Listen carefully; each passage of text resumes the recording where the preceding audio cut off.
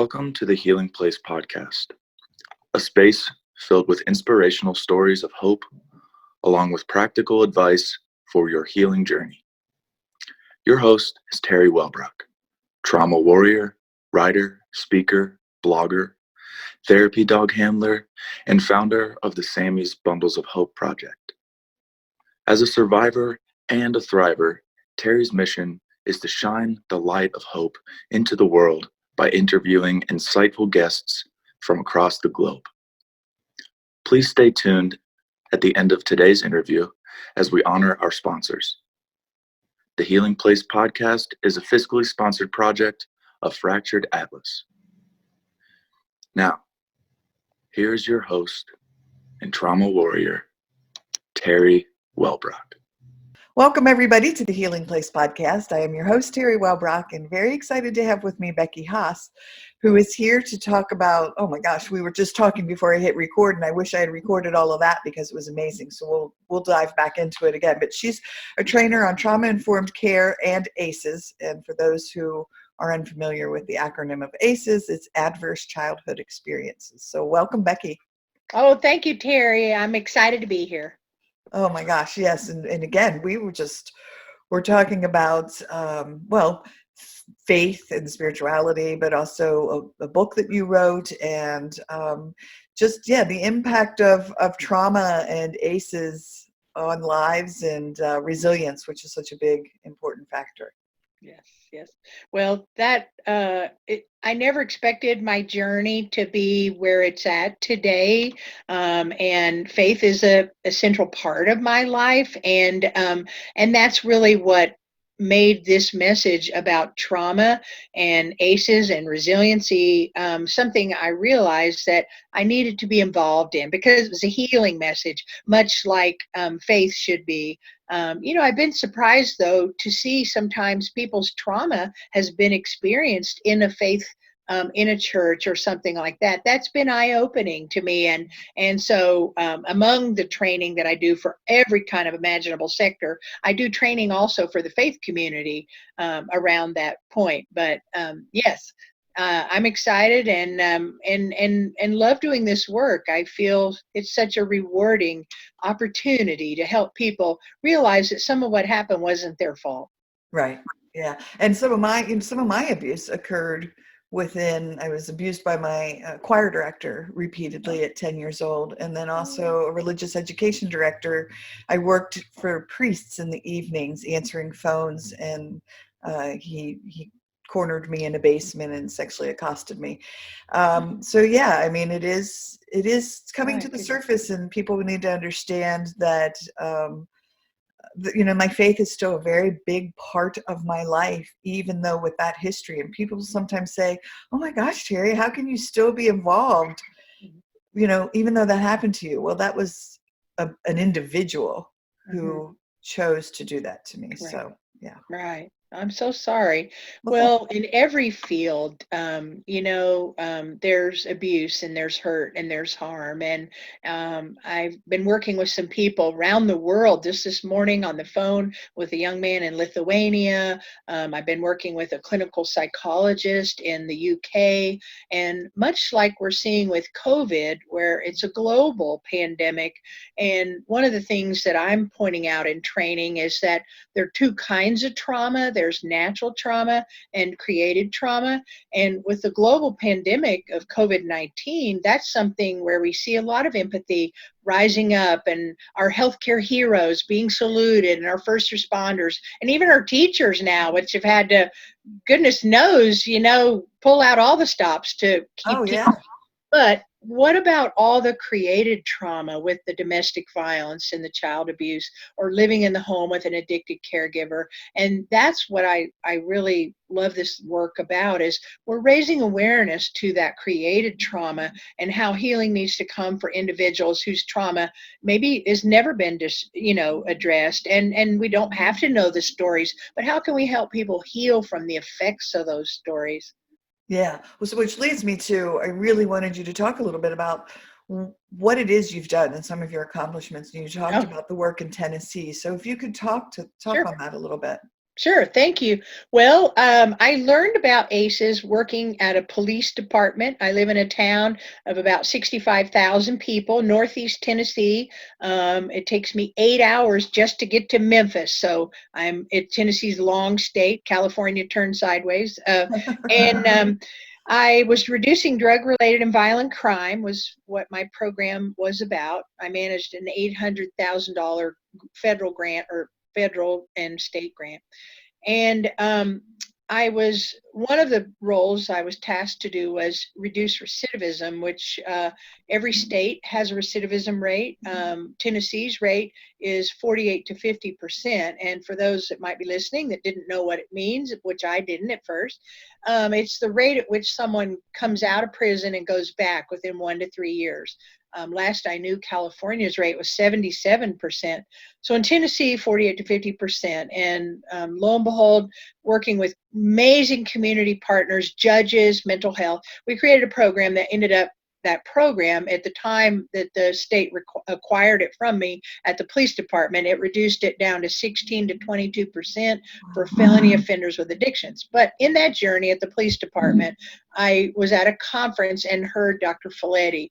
My chief asked me to write a grant for a domestic violence program. Tennessee also is very high in numbers around domestic, and I could see how much our officers, how many calls I would see every day, a shift report, and count up 9, 10, 11. In 2015, our little town, we'd have an average of 11 calls a day coded domestic violence. And living in this community for so many years, I was so surprised to see how many children this was their ongoing story in their home. So I heard Dr. Folletti at an international domestic violence conference, and then 30 days later, I was with the probation program manager in Florida, and we were at a probation conference and heard Dr. Joan Galise, who at the time was director of the National Center for Trauma-Informed Care, which was funded by SAMHSA.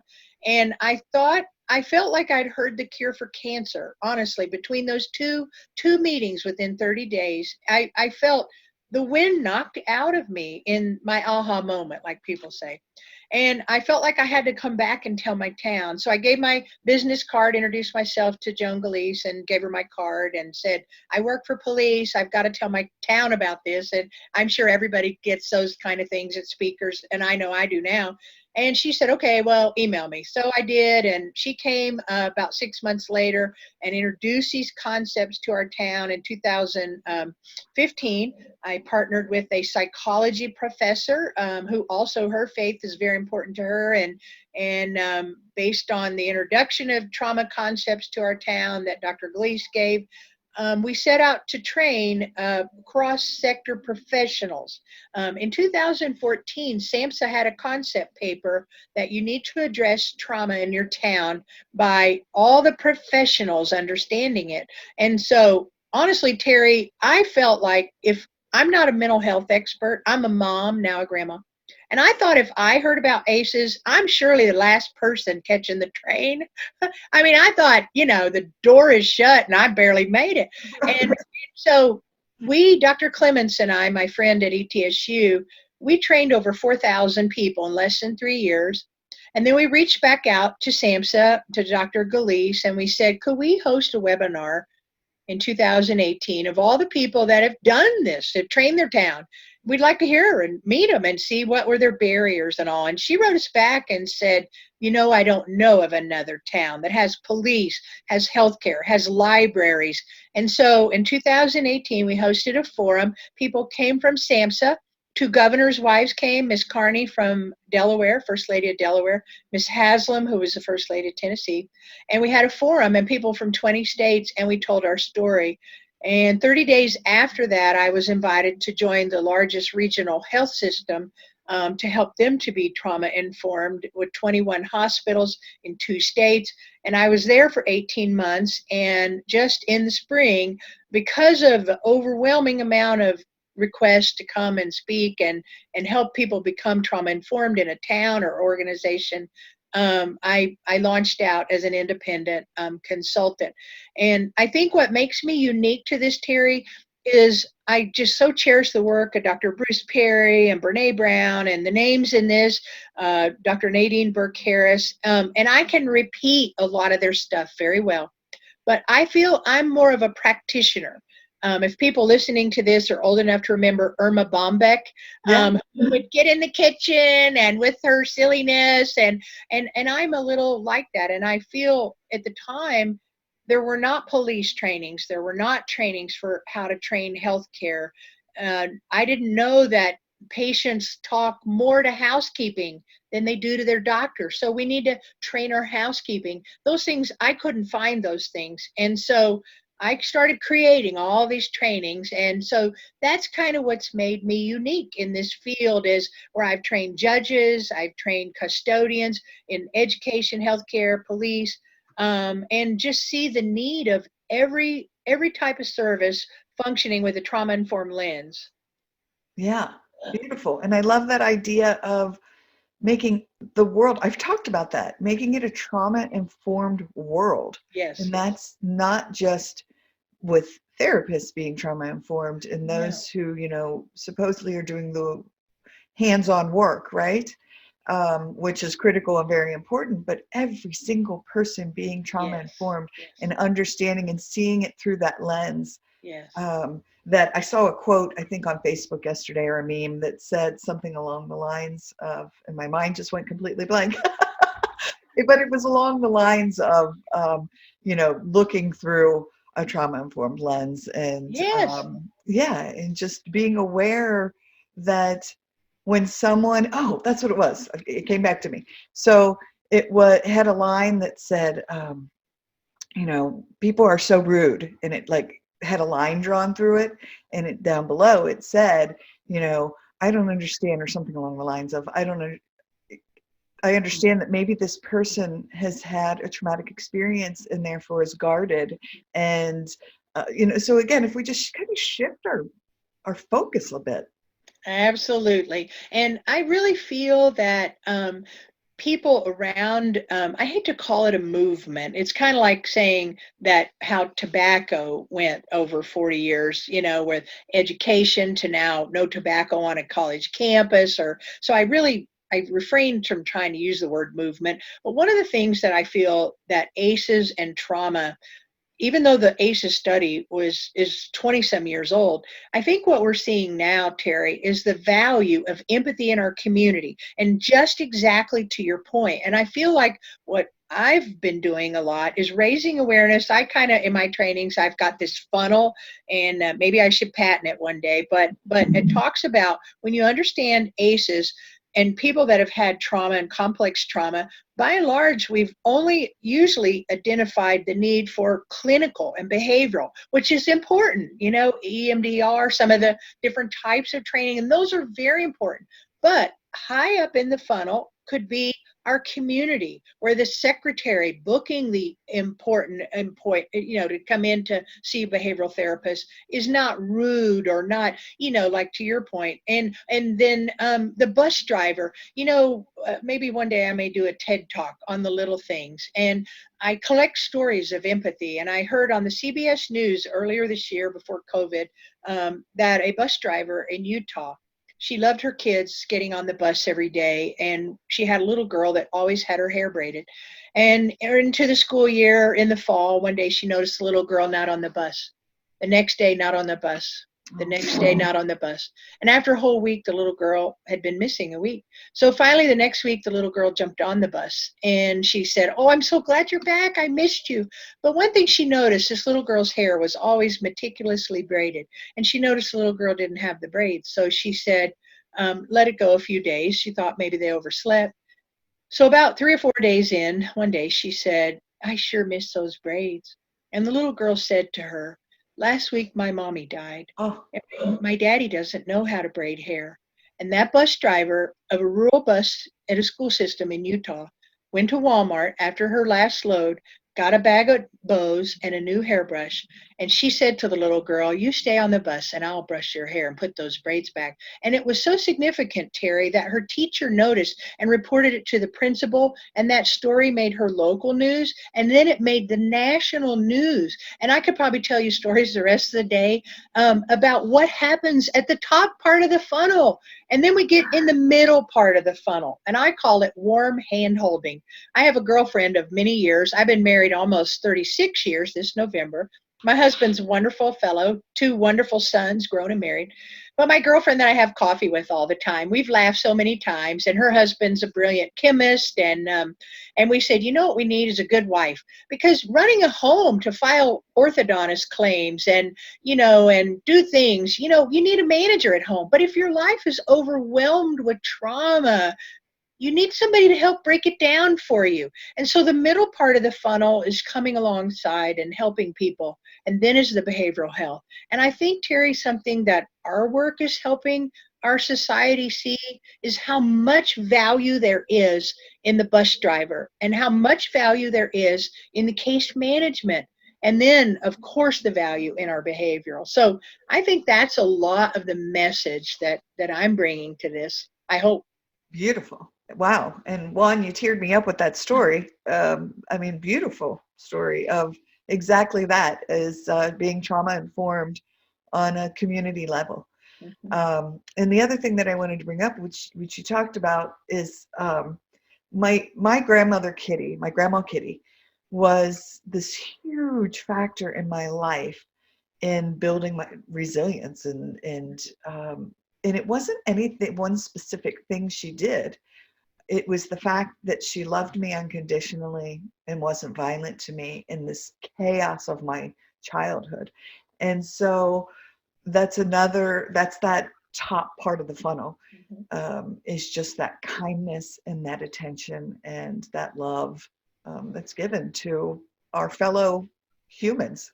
Exactly. And I think oftentimes, as we think about trauma on one side of the coin, I really like to focus in my trainings and speaking on the other side of the coin, on resiliency. And if anyone's seen the film Paper Tigers or Resilience, one of the lines out of the film Resilience talks about ACEs are not destiny. And many professionals, I hardly ever do a training or a keynote or speaking where I don't get walked to the car by somebody, or an email, even before I get back to check my email, where someone has said, "Thank you. This is so powerful," in the fact that I had a grandmother, or I had a next door neighbor. One of my favorite stories, I actually collect these. I have a file of the stories that people honor me by sharing. And one of my favorite stories is a news reporter from our local newspaper who was asked to cover my training. In 2016, I was training all the service providers that care for homeless individuals in our town. And he sat through 4 hours of training, and he just was so touched by it. And his article that night was, "What if all along kindness is the cure?" And it was talking about, in 2013, the American Public Health Society said, or American Journal of Public Health reported, that homeless individuals have the highest ACE score of any other population. And so when we think about, our town and someone out there in the street, maybe that's someone that never had a birthday acknowledged. Maybe that's someone that couldn't count on food, and so that was a lot of the nature of the training. Well, 3 weeks later, one night I get an email from the reporter, and his subject line is, "I have to tell you." So I opened it up, and he was asked by the newspaper to go and report on a story about hoarding. And the neighbors had sent in a codes complaint for a violation of someone that had a lot of debris in the yard, and it had been there for a little bit of time, and rodents were in it. So it was a bit of a concern. So he goes up to the door, knocks on the door, and introduces himself with the paper and said, "I know your neighbors know about this. I wanted to talk to you." And so the person invited him in, and they said, "Well, all the stuff in my yard belonged to my mother." And said she died recently, and it really has not a lot of monetary value, but I couldn't part with it. And then she began to tell about her horrific childhood and how her mother helped navigate her away from danger.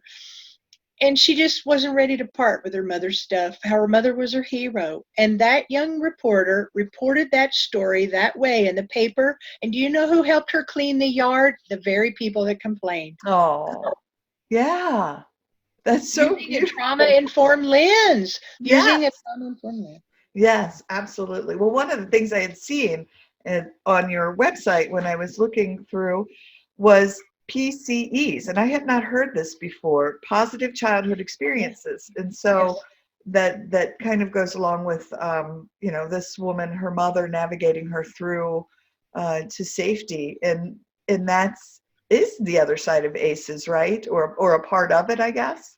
Absolutely. I serve on a Boys and Girls Club board here, and a judge, juvenile judge, that I did training for her and her court staff. She spoke at a banquet we had a while back when we could meet in person, and she did such a great job in her messaging. Protective factors. Protective factors. And Teri, when I speak to a school, I've worked with several different school districts from the superintendent down, and sometimes they'll give me a parents' night to come and talk with the parents.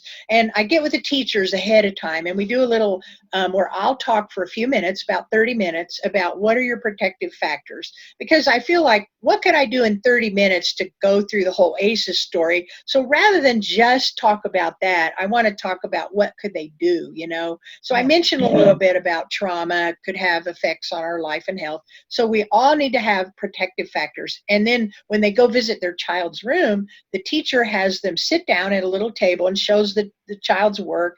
And she asks them, parent and the child, to write down 4 or 5 relationships you can count on. And then they talk about what are relationships that are counting on you. And we do a little protective factor, little activity, because that is the key. That is the positive childhood experiences, that when a child has negativity at home, we know that could be mitigated, the effects of that, by having these positive relationships and positive encounters. And they don't have to be long, and they don't have to be expensive, but just so that they're there. Yes, absolutely. So define protective factors for the audience. Okay. Well, protective factor in what you referenced, the PCEs, that's instead of ACEs, that's a positive childhood experience.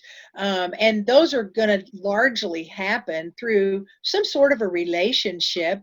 So a protective factor, we've known for 25 years, big brother, big sister is a very effective. Well, in my mind, now that we know about ACEs, now we know why that is an effective intervention. Or we know it could be something in a faith community, a youth pastor, or a coach. There's a great video that I use in training. A young man named Chad tells his story, and a teacher at school recognized something must be up with Chad. He's so withdrawn and all. And she connects him to the football coach, and the young man didn't even play football. And ends up, the young man begins to tell about a violent father at home.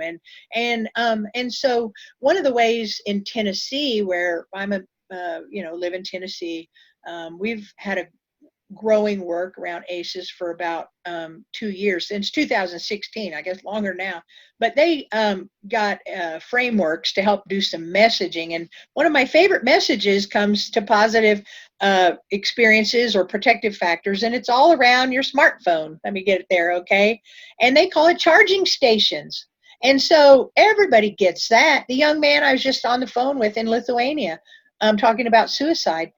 Everybody needs a charging station, Teri. And you mentioned your grandma, and sometimes our charging stations change over time. Maybe a passing of a loved one, or maybe we graduate out of that grade and our teacher was there for us. But everyone needs to not only have a charging station, but I think through the work and the conversation around ACEs, we're seeing how we need to be a charging station to the people on our path. Yes. Yeah, it reminds me, one of my mom's very religious, and she's that person that does her prayers in the morning and her prayers in the evening and says her rosary, and the most Catholic person I know. But one of my favorite quotes, and I don't know if it's Saint Teresa or Mother Teresa, but it was do little things with great love. Yes. And kind of what we're talking about here is doing these little things with great love and compassion and understanding. Exactly. I don't know the name of the book, but a best-selling book that is out. A young man named Steve Pemberton. Give a shout out to him. I've never met him, but I've seen some videos and all. And his experience was being in a foster care home for many years that was not a good situation. And he loved to read. And on a video I watched, he would be sitting outside reading a book, and a neighbor passing by noticed the young boy was always reading the same book. And so in time, boxes of used books started appearing on the porch. And that's the thing, Teri, is that, another great book that I use in my training with healthcare is written by two doctors at the Cooper Institute. It's called Compassionomics. And these brilliant team of doctors did a systematic review of over 1,000 studies done in the healthcare setting, and they found that greater compassion, greater empathy helps patients to heal, as well as providers not burn out. But one of the chapters in that beautiful book, Compassionomics, talked about people who ended their life by suicide, and it talked about how that loneliness, how that compassion and protective factors and friendships and nurturing support could help people to not get in a place of loneliness. But in the book, they talked about some notes they had from people who tragically ended their life by suicide. And one note said, a man who had ended his life by jumping off a bridge, in his note, he said, if on the way to the bridge, one person smiles at me, I won't jump. Oh. And, Teri, it's when I read things like that, I end my training many times with that story, and I say, who could bring the one smile tomorrow? Who could bring the one smile? Because it's I might not be the sharpest knife in the drawer on this topic. I mean, I'm not saying I'm not very smart, but the point is, I don't think we've estimated the value of the empathy. And we're all in this isolation. You go in Walmart to shop, people have got their headphones on, and and we're more and more distant. And the value of these relationships, these protective factors, because that man that day said, all it would take is one smile and I'll reconsider. Yeah. And with these masks on, I No. notice, people smile with their eyes. Yeah. Mine crinkle up, so Yeah. you can tell I'm smiling because I get the lines. And I think I'm getting a few new ones. I'm kind of using the oil of Olay a little heavy, but I saw a program that I sent out to some nurses that Vanderbilt Children's Hospital is called the Button Project, and where they're wearing masks in the Children's Hospital, they all had big, large buttons made of their beautiful smiley face, and it's right there. So the child sees who's under that mask. Yeah. So there's no shortage of ways that we can come up with ways to utilize this when we see what can help. Yes, absolutely. Well, that's just beautiful. So, anything else that you wanted to touch upon that we haven't had an opportunity to discuss? Well, one of the fields that I do get a lot of requests, I get requests mostly in two areas. One, to talk about how to trauma inform your town. And so in 2019, I co-authored a toolkit, and it's housed at the Tennessee Department of Children's Services. I actually co-authored it for them. And now it's been in December, it's going to come out in Johns Hopkins, Progress in Community Health, Education, Action, and Research. In that scientific journal, it'll be coming out, the toolkit. So I get a lot of calls about how to trauma inform a town.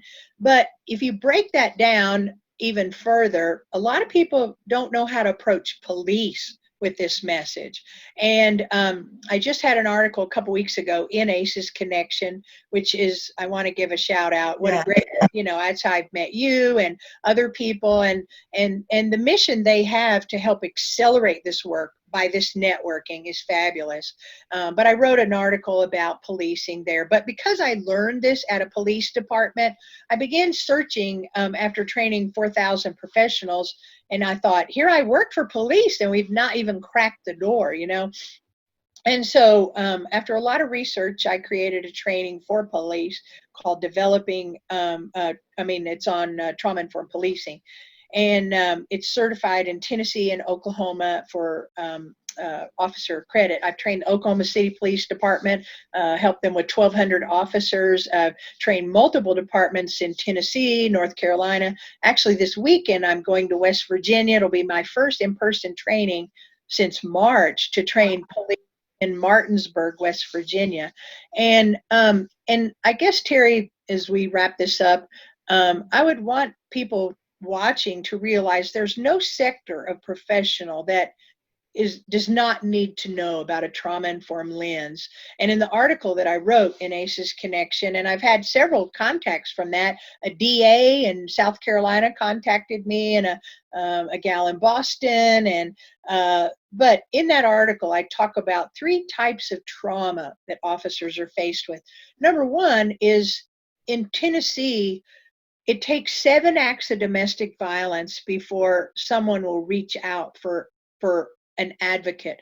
Now, they will call police on the first time, the second time, the third time, but it takes about 7 times before they'll go to a shelter or go to see someone, okay? And so when I heard a 911 call of a 4-year-old watching a horrific act between his parents, I thought, who's going to be there to help that child? Because what that child didn't realize was when he called the 911 to save mommy's life, now my dad is going to be arrested. So that child has a terrible burden of guilt. But an officer who's trained how to reduce trauma on scene for children. So my training talks about how to address trauma reduce it on scene for children. And that was in the article. The second trauma is community trauma. When the tragic death at the hands of police brutality of Mr. Floyd earlier this year, it's really touched off a lot of wounds in the racial conversation in our community, and the great need to have greater equity and diversity. And so police need to know one of the effective ways to reduce community trauma is know your community. Be plugged into your Jewish community, your Muslim community, your LGBTQ community, every type of factor in your community. Have relationships. And I have experience doing that at the police department. And then thirdly is trauma officers face. Teri, in 2018 and 2019, more officers took their own life than were killed in the line of duty because there's a stigma for officers. They have to soldier on. When I trained the Oklahoma City Police Department, the chief of police now, he was a rookie in 1995 when that horrific bombing devastated a federal building and took 168 lives. And he told me with tears in his eyes, 25 years later, thank God for a good wife. Because though they had some debriefing and all, they had to just push on. And so another realm of trauma is the self-care that officers need. Yeah, beautiful. Well, you had brought up, and I did write that down in my notes as well. So you're building trauma-informed community is that toolkit that Yes. you're sharing, correct? Yes. Okay, wonderful. Well, yeah, again, thank you for that work and for sharing that message. It's needed and beautiful. One last thing that I did want to touch upon was your book, because we talked a little bit about it before we hit record. And I'll also share, I'll go on to ACEs Connection and find that blog or send me the link. And I'll put it out on the Facebook page for the Healing Place podcast as well. Okay, and also my website, if anyone was interested in training, beckyhaas.com. Okay, so again, my journey, faith is central to my life, and I'm actually an ordained minister. I do women's conferences and speak at churches, and I never thought that this would be a healing path my life would take, and so working at the police department, reducing crime by 40%, starting a program that reduced recidivism. My husband, my dear husband, he said, honey, you should write a book. This is outrageous, this stuff. You know, I'm the lady in Walmart in yoga pants. I'm not usually the crime fighter. And so I kind of poo-pooed the idea for a while. But after about a year, I was giving it some thought. And I thought, well, you know, maybe a book could help people. If I talk to people once a week in a speaking engagement, you couldn't reach them like you could in a book. So I write a book. It's on Amazon and in Kindle. Your city's waiting on you. And a little bit of it's like a simple Bible study on some principles of reaching people. And Teri, I feel like sometimes people we try to push religion on people, and that's such a turnoff. And I think if we could just be real, and so my book is a lot about find the housing authority in your town and see if they need winter coats for people. Actually in scripture, Jesus said the greatest in your town or the greatest in the kingdom is a servant. And I think sometimes we've overlooked the beauty of serving. And so my book talks about serving, and then there are several chapters all about how to serve police. When I left the police department, we had people bringing meals by and gift cards and just things to help keep them encouraged. We had local faith community volunteering to help at the housing authority to wrap Christmas gifts and just come along and do anything they needed.